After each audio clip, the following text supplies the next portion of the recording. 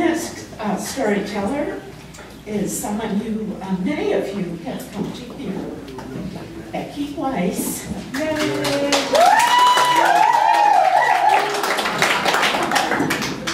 Educator par excellence. Becky, where are you?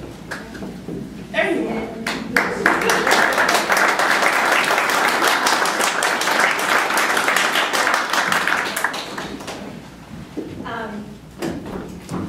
I want to thank Sharon for putting this together. It's so cool. I love listening to these stories. It's awesome. But I really want to thank all my friends who promised to sit in strategic and exchange meaningful glances as these stories told. But more than that, I want to thank Skylar, Sierra, and Jackie for being here to hear this story because it's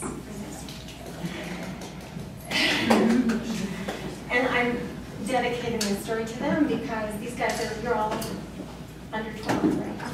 Well, right. Important. In the fall of 1979, I began my second year as a public school teacher here in Colorado Springs. And I was very lucky now that I look back after 30 years of teaching. Yes? How's that? Okay, rock and roll, okay. So I, honestly now as I look back, I know I was very lucky to start them because state testing had not yet begun. I'm not going to go there, but I could. But at that point in time, teachers were entrusted with curriculum presentation and kind of a mission. I started teaching with the mission of what I really wanted to do for the children that I worked with was to instill in them a sense of wonder in the natural world. I was an environmentalist, and more than anything, I wanted to be in the classroom with my kids, helping them to be mindful and to look at their natural world. So, as a part of my science curriculum in 3rd grade, every afternoon we'd head out the back door on our playground, which was bordered by a pretty amazing stream. And we would rush out the back door and draw pictures of animals that we saw, and we'd talk about their lives, and life was good. That was our day. That was our time. And so in the beginning of that school year, I thought it'd be a really fun thing to do, to take a field trip to Solar Trails Nature Center. Do any of you remember Solar Trails? Now it's called Bear Creek Nature Center. So we headed out to the Nature Center together.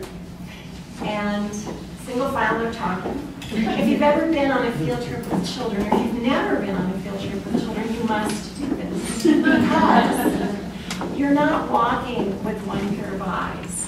You're walking with 25 pairs of excited, ready to learn, engaged children.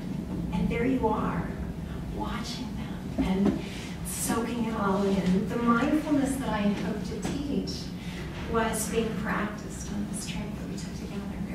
It was touching for me. It was what I wanted. So we were walking down the trail with naturalists guiding our way. And as we walked, it was the fall, this time of year. Life was good way to start the school year. Leaves were turning. It was an amazingly beautiful day. Solar Trail Nature Center. We hit hay dirt because along the side of the trail came crawling a little box turtle. Now I have to tell you that if you're a 3rd grade teacher and you're on a walk with your kids, a little box turtle is it's like the biggest thing you could possibly ever encounter. I mean, it's like you hit the jackpot, okay? Everybody is circling around this turtle. The naturalist picks the turtle up. This is what she says. This is terrible. ornata, box turtle, extraordinary, it's about the size of my fist. Turtles have, I need to talk with you about how amazing these creatures are before I go on. They have a carapace through which they actually can feel vibrations. Turtles can live to be 100 years old. They are primal, is the word that comes to mind when I think of this little critter. Excuse me.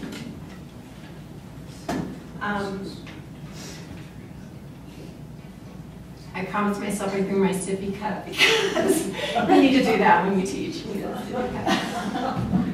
In any event, turtle, we noticed right away, had red eyes.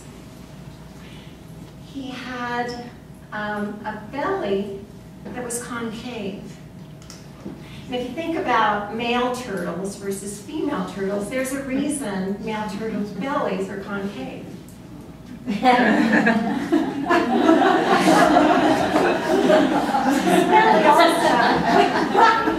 belly also had a little hinge.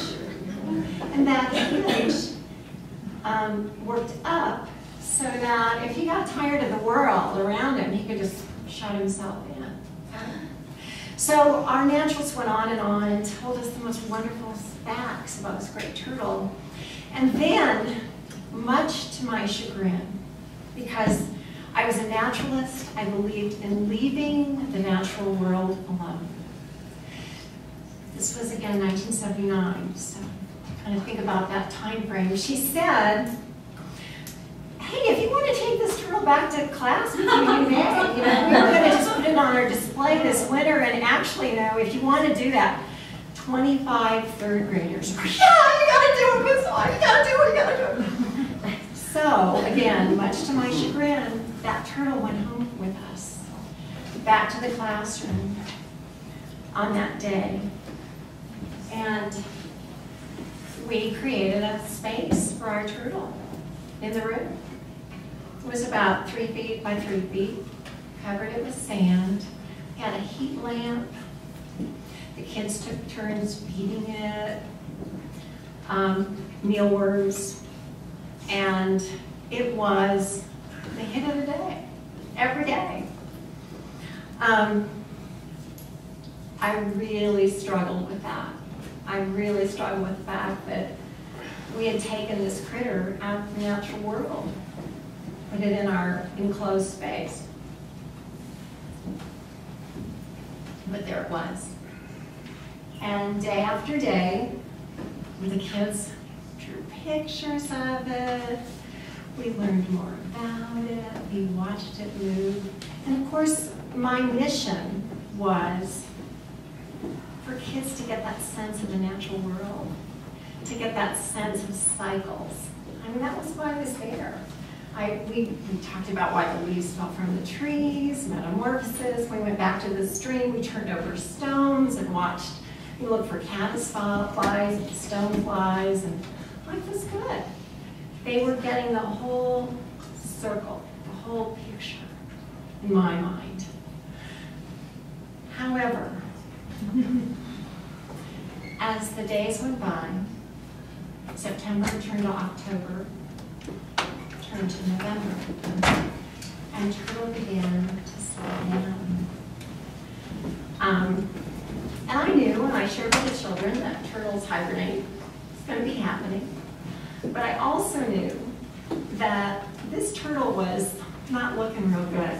I mean, we were talking a one-way ticket, I thought.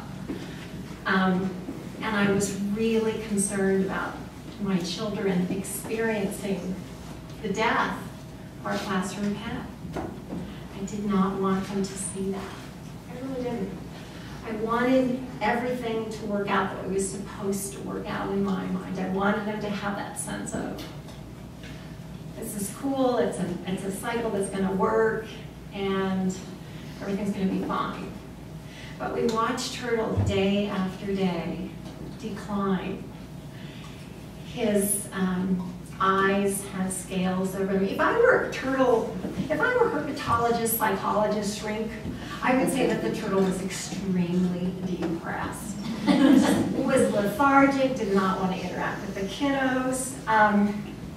And it was right there in our room every day. Didn't want to move, didn't want to do anything.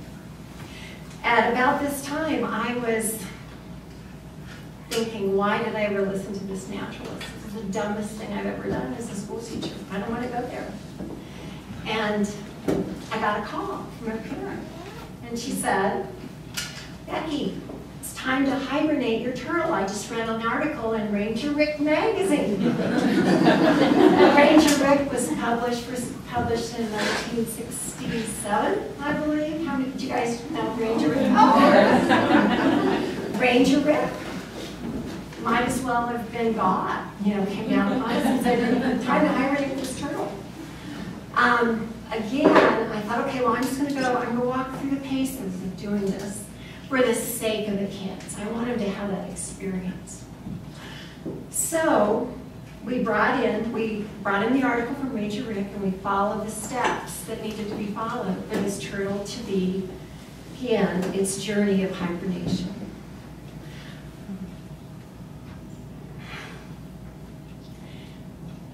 Got a shoebox, put sand on the bottom of the box.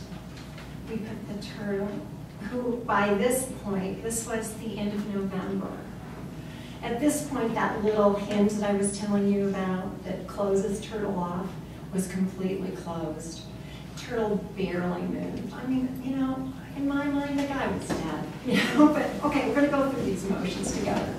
We stuck turtle inside the box. We covered turtle with leaves, and then we sprayed water on top of him. And we put the lid on the shoebox.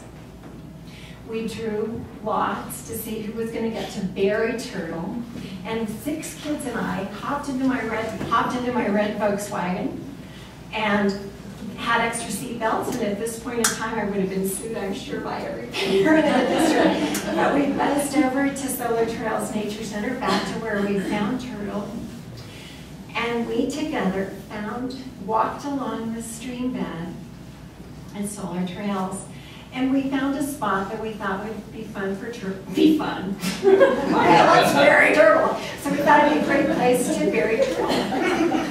Brought my shovel, and together we dug a hole about a foot deep and placed a turtle in his shoebox in that hole. This was late November. Covered turtle up. Got back in my car, drove the kiddos back to school, and I just prayed the whole way. God, let them forget about this experience. I really had put it away. Didn't want to go there. Winter was so long. We celebrated the holidays together. We did what 3rd graders do. We carved apple heads. We decorated Christmas trees, sang Hanukkah songs. We did everything. We came in through January. The months seemed to drag on that year for me. In the back of my mind, I felt so anxious about what was going to happen in the spring when this little guy was supposed to do what he was supposed to do. Because I knew that we had buried an ash tree. It was like, it's done. Spring break happened in March. After spring break, I started getting a call again from this mother who was sold on Ranger Rick. I didn't know Ranger Rick at that time. But she said, Becky, it's time to dig up your turtle. Thanks, Mrs. McGuire, I'll talk to you later. She called me 4 times that spring. And every time I thought, well, I could go through the motions of this. And I think I will by myself. I think I will just kind of do what you want me to do. I'm not going to talk to the kids about it. So after spring break, early April, one day, I got my shovel, put it in the back of my red Volkswagen, and I headed over to Nature Center by myself. Really did not want to share this experience with my kids. I thought everything's good, you know, maybe they've forgotten about it. And I pulled up to Solar Trails one day after school. It was about 4 o'clock in the afternoon. And I thought, well, I'll do my best. I'll just kind of go through the motions and dig a hole somewhere and tell the kids when I got back, hey, Turtle's probably done his thing and life is good. So there I was. I got out of my car, had my shovel over my shoulder, and I retraced the steps that we had walked 6 months before. And I kept walking and walking. And I thought, I don't know where the hell I am. I don't remember where we buried this turtle, and I just really want this to be over, but I am going to go through the steps. Because that's what you do when you want your kids to be connected to the world, and I want to be able to share with them that yes, indeed, there's a cycle somewhere, and Turtle's going to be fine. So I walked along the banks of the creek to a place that looked vaguely familiar. I mean, it had been half a year. And stood there and thought, okay, I guess I'm just going to dig a hole here. So I got my shovel, and as I stepped back and began to push that shovel into the earth, I was startled by sand movement. I can't tell you how much time passed between that initial movement and the time that Turtle actually stood at my feet. But I can tell you that he was primal, he was magnificent,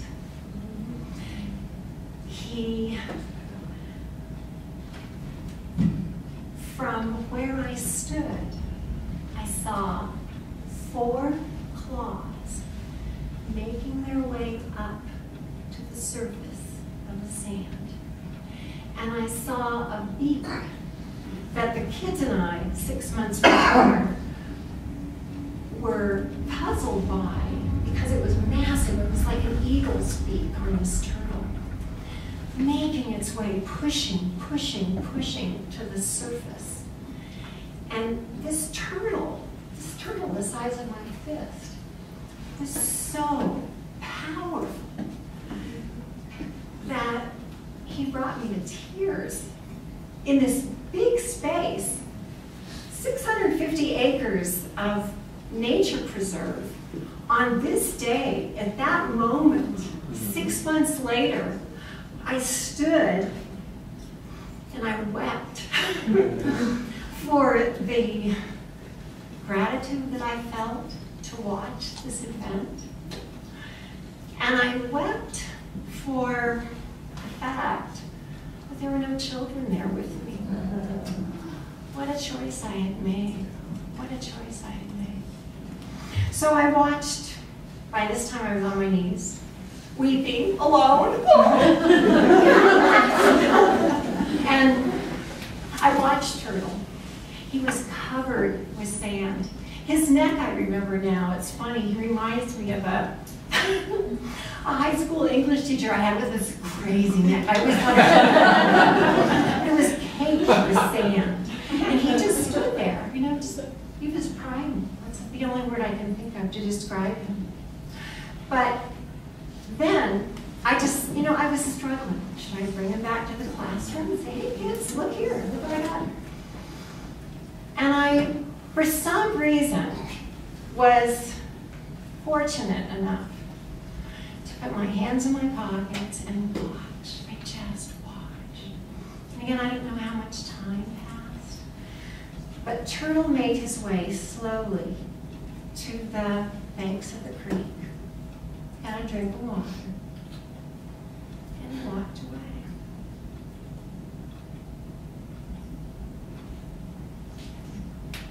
I returned to school the next day, empty-handed. And I sat with the kids, told them this story, this true story, that replayed the magnificence that surrounds us. The kids were so, of course Jared was there. I've been waiting for you all year, Mrs. White.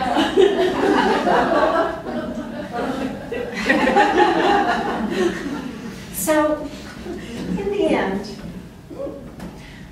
I learned a really, really important lesson. And I've thought a lot about how to tell you what it is that I take from this experience in my life.